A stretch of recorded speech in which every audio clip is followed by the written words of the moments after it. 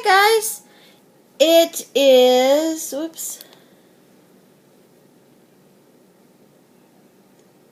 8:50, Wednesday, January 28th, and I'm doing the second session of my 24-hour manga marathon. And I just finished reading Vagabond, volumes 1, 2, 3, and 4, and I did read all 4 of them, although after about the third one, I was getting kind of tired of it, and midway through the 4th, yeah, but I did go ahead and finish it. Volume 1, I really didn't care for at all. To me, the dialogue did not have a lot of substance to it. It was a lot of nonsense type words. Let's see if I can find a page with some of them on there. Like, all of this is nonsense type words. No substantial dialogue on that page whatsoever. G-A-K, gack, and S-K-R-N-C-H, scrunch, which doesn't even make any sense. Thwack, oh, critch, which I have no idea what that means. Swoop, shift, which none of that really means a whole lot to me. Arg. So a lot of this volume was that. I guess it's supposed to be sound effects for the fight scenes and things like that. Anyway, this starts out as these two good friends came from the same small village. And this is, like, to me, a historical fiction. This is based loosely on the life of a real person who lived back, let's see, I don't know, somewhere maybe around the 1600s, 1500s. And anyway, these two boys came from the same village, and they were like the best of friends, and they went off to battle, to fight in this battle. And they were on the losing side of this famous battle. And they found each other after the battle was over, and they were both pretty wounded and sick, and anyway, they were rescued by this girl.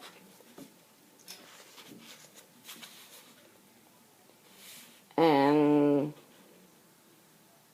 I think her name was Akemi. This is her picture right here. They were rescued by her, Akemi, and saved by her. And Akemi and her family were thieves. They, after a battle, they would go to the battle site, and they would scavenger and pillage everything that was off of all the dead soldiers or samurai, whatever you want to call them. So that's what they did, and they hid their treasures, like up in the ceiling of where they lived. And they were taking care of these two friends, and my pronunciation, my Japanese pronunciation, especially of names, is terrible. Takizo was one of them, and let me see if I can find the other one.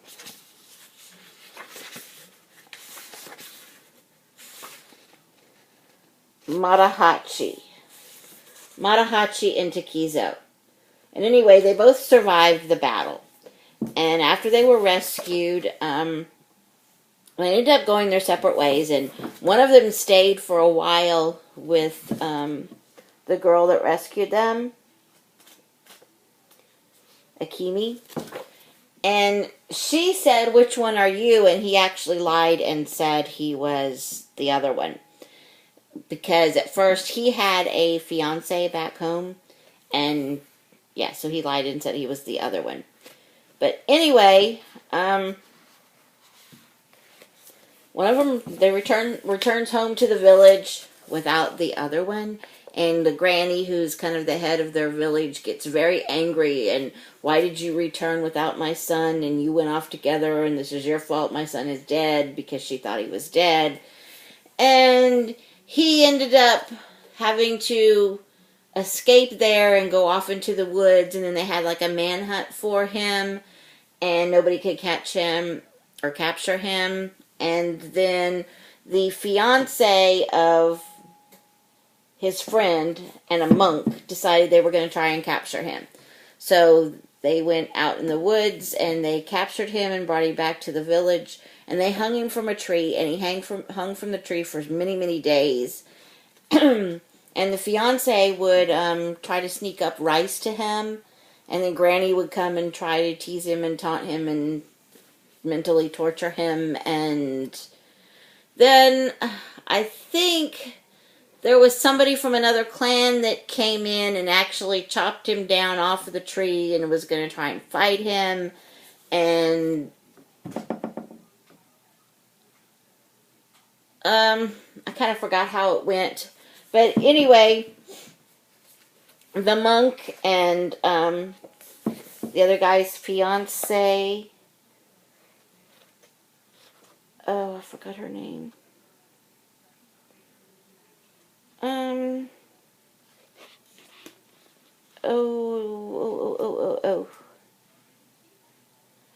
Anyway, the monk and the other guy's fiance took him off into the woods and gave him a new name and told the granny that he had actually died on that tree, and yeah, and his body was taken away. But the granny really didn't believe him. So anyway, he changed his name, and then he set off for this famous samurai school. And when he got there, he started to challenge the people at the school, and he wanted to fight the headmaster of the school. But the head guy was having some fun, and he was not going to fight him. So his underlings, whatever you want to call them, said that he had to fight them first, and if he got through them, then he could fight the head of the school. So he is fighting them, and he ends up killing 5 of them, and there's this guy that's kind of watching, and he's watching through the fence and trying to see what's going on, and he hears this other guy that's just decimating the school, and he thinks, this is a great samurai, and he needs to help him, so he ends up starting a fire at the school to help him, and then things go along, and after that, he realizes that it was really his good friend that he had saved by starting that fire. So that was kind of the gist of it, and there's a lot of fight scenes. It was very hard for me to keep up with. It's my cat Nudgy. It was very hard for me to keep up with because it is historical fiction, and not knowing a lot about the Japanese history, I think that would probably help me in keeping up with all these battle scenes and things and who's who, and yeah, so sometimes some of the characters were hard for me to keep straight. The different clans were kind of hard for me to keep straight. There was a lot of fighting in it, of course. There is some foul language in it, which, it's to be expected in this kind of a manga, but it's not, I don't care to read foul language. There was a little bit of nudity in it, not much, but a little bit. Yeah. But I did end up reading the 4 volumes, so it wasn't horrible. Just the first volume I really didn't like because there was not the substance to it. The next volume, volume 2, started to get better with the dialogue for me, and it actually had more dialogue in it. as opposed to just those sound effects words, those onomatopoeia words.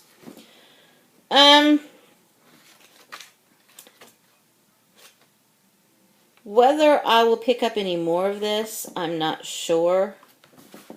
Look, here's where they have him captured and hanging by the tree. And this is the monk. I'm not really sure. It's not something I want to read any more of right now. Maybe later on down the road. Oh,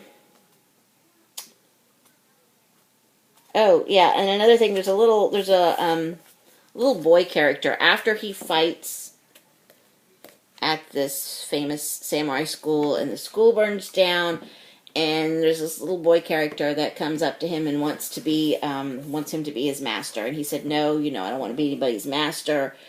And the little boy kept following him, and then he and the monk ran away and ran off from the boy, and eventually the boy caught back up with him. And so he decided to take on the boy because the boy had no place to go and he had no place to go. So that's kind of where it was. Volume 4.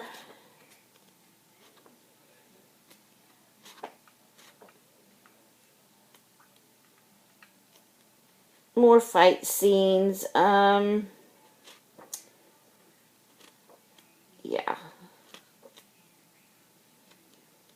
Just a lot of fight scenes, and it's very, I guess I got tired of that over and over and over and over and over. There is some good substance to the story, but there was just so much of this fighting. The one thing that I absolutely loved was the artwork. This has got amazing artwork, and that's what kept me continuing to read it, was the artwork. Like, look at this picture. Just, he says, I feel so alone. Look at all the detail in that picture. I mean, just to draw that one thing must have taken forever. So the artwork is amazing. I mean, absolutely amazing. And another thing that I liked, each one of them had color pages to them. Like, here's the first volume, and it starts out with color pages. It starts out with color pages. And throughout each of the volumes, there are color pages.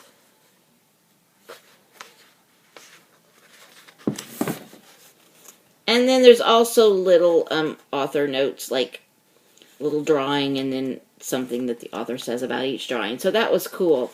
But I really, really, really enjoyed the artwork. Especially the color ones, but just,